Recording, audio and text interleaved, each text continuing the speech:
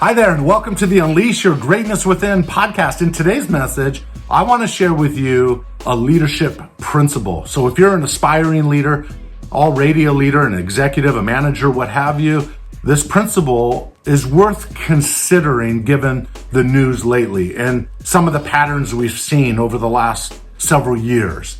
And so I just want to point this distinction out because I think I have a good replacement as a value and an ideology for some of the ideologies that are being pushed. So let me use a couple examples that have been in the news lately. Number one is Cracker Barrel. I mean, you saw they came out, the marketplace really pushed back on it. They're really upset. On one hand, they don't like the logo. It's really bland. I agree that it's really bland. But truthfully, I don't think it has any, well, the issue doesn't have anything to do with the logo itself. We'll get to that in a second. They also changed the interior, the aesthetics and so forth. And a lot of the customers that are regular participants in that store push back and others push back and so forth. And they're not happy with it. So what are they not happy with?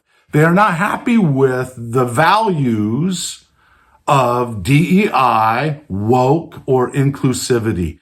Those values are being pushed so hard from leaders inside companies and so forth that it makes a certain part of that company or group within that company feel very disconnected. It's not, cohesive. It doesn't pull people together as much as the spirit around it, the hope around it would create more inclusivity. I don't think it creates that. And we can see that simply with the marketplace. I mean, just look recently at Budweiser. They went down that same road and the marketplace pushed back really hard and they lost almost $1 billion.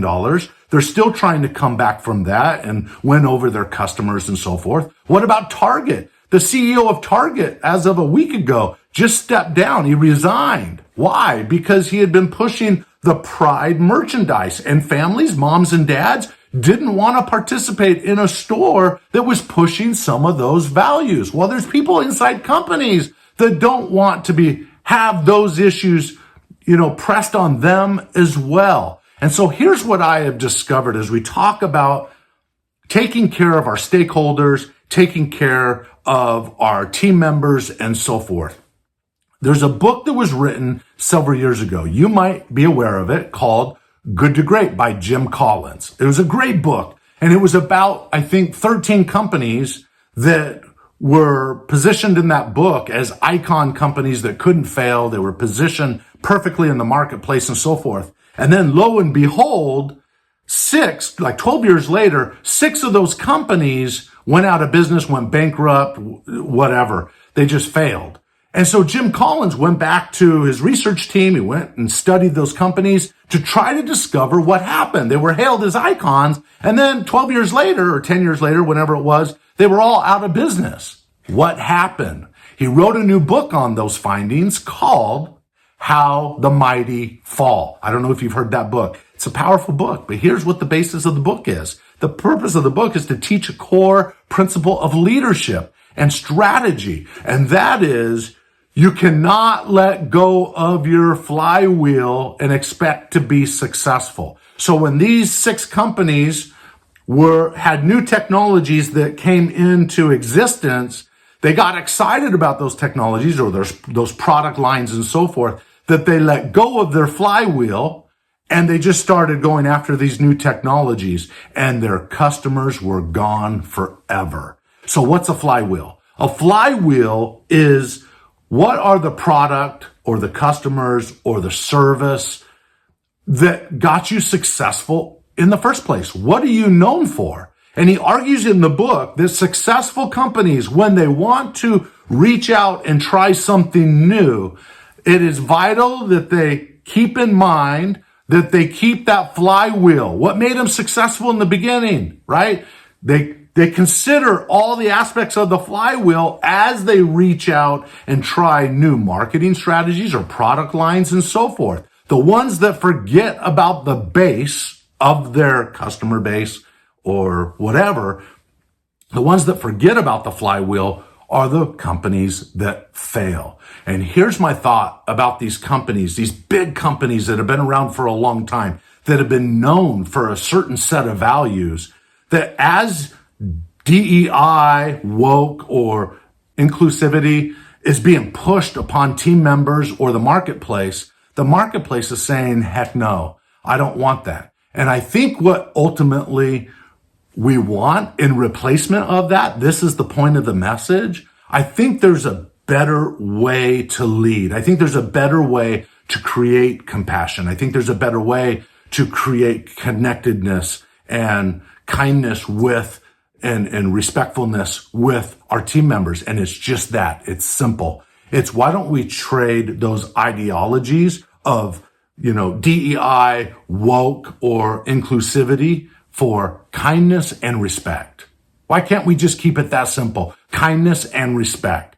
Because that says we value everybody, regardless of your background, your upbringing, your preferences, and so forth. It doesn't matter. Because if we truly respect and seek kindness from all people and give kindness, then you know what?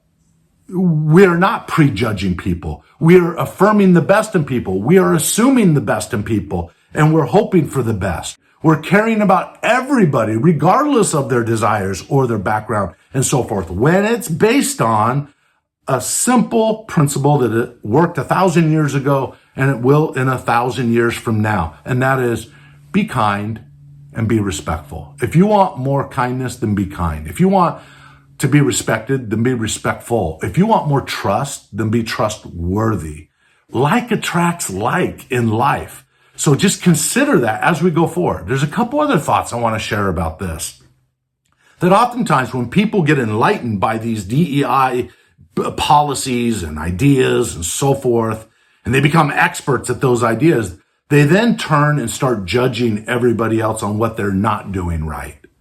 It makes me think of Madonna several years ago, who jumped on the anti-bullying bandwagon. Now, the spirit behind anti-bullying, I think, is a good idea, right? Bullying is not healthy, and it's not good, and it's not kind, and it's not respectful. But she jumped on the anti-thing. And what stood out to me as I was listening to the commentators, this is like 15 years ago, that were all getting behind anti-bullying. I kept thinking, why are we focused on bullying? Why don't we focus on being kind? Or why don't we focus on being respectful? Or why don't we focus on having more understanding? Or why don't we focus on finding ways to serve people, to care about people? Why don't we make that the focus? Why are we making bullying the focus? Right? It's no different than don't do drugs. The focus is on the drugs instead of what we want people to do. Be healthy, be in control, have self-discipline, and so forth.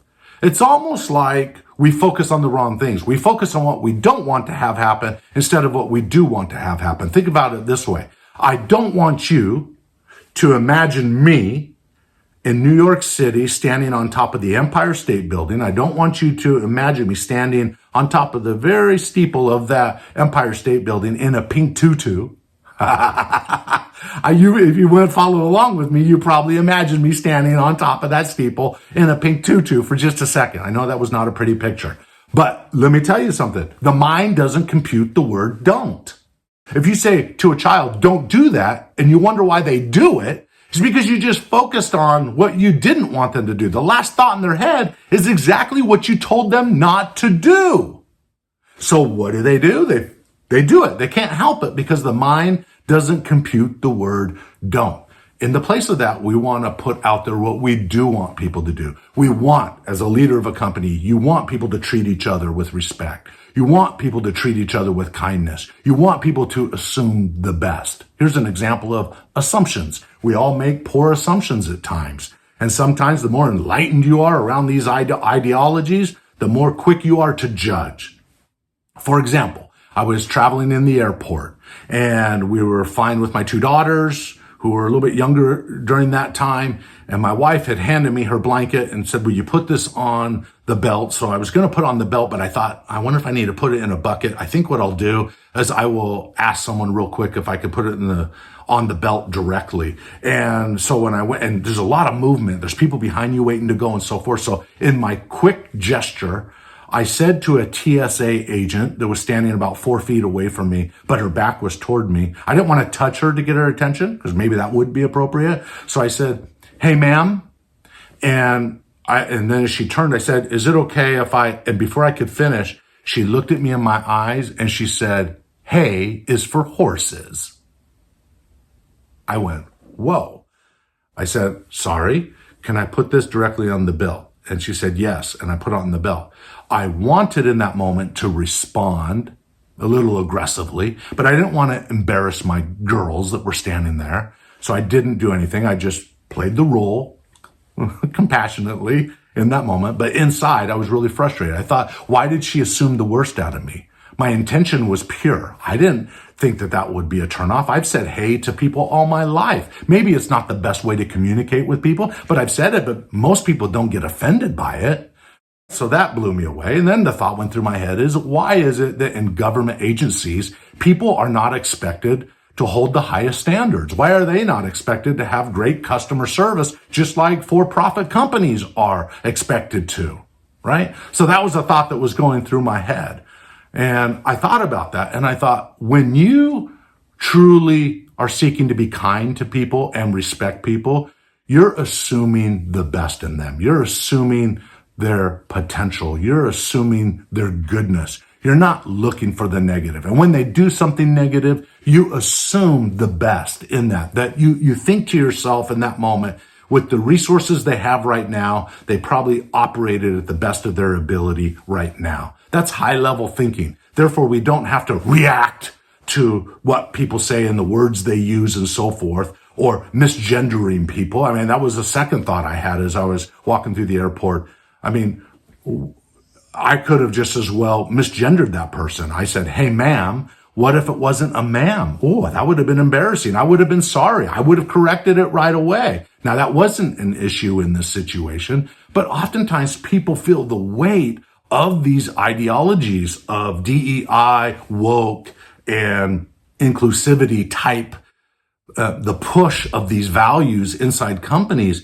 It makes people feel, I've heard through coaching and so forth, that it makes people feel like they're walking on eggshells or needles or something. They're always worried that they're using their phrasing properly. And I think it would be a better place culturally for all companies if we took our focus away from that framework to simply be kind and respectful.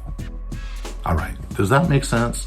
My hope was not to offend anybody. Anyone who believes in the DEI, woke, those ideologies, I know you're good people. Listen, I know that the intention, the spirit of it, in most cases are pure, right? We're trying to get a place of more compassion, more empathy. We're trying to get to a place of better active listening and so forth. But why don't we just focus on those? And I think all of it can, like an umbrella, can cover under the labeling of kindness and respect. If that is the expectation coming down from the leaders, because all leadership is mirrored throughout the organization, then I tell you what, you will begin the process of creating a higher performing company where all voices can be heard, where we assume the best, we treat people with kindness, and we treat people with respect, even when we disagree with them. That's my hope out of this video today.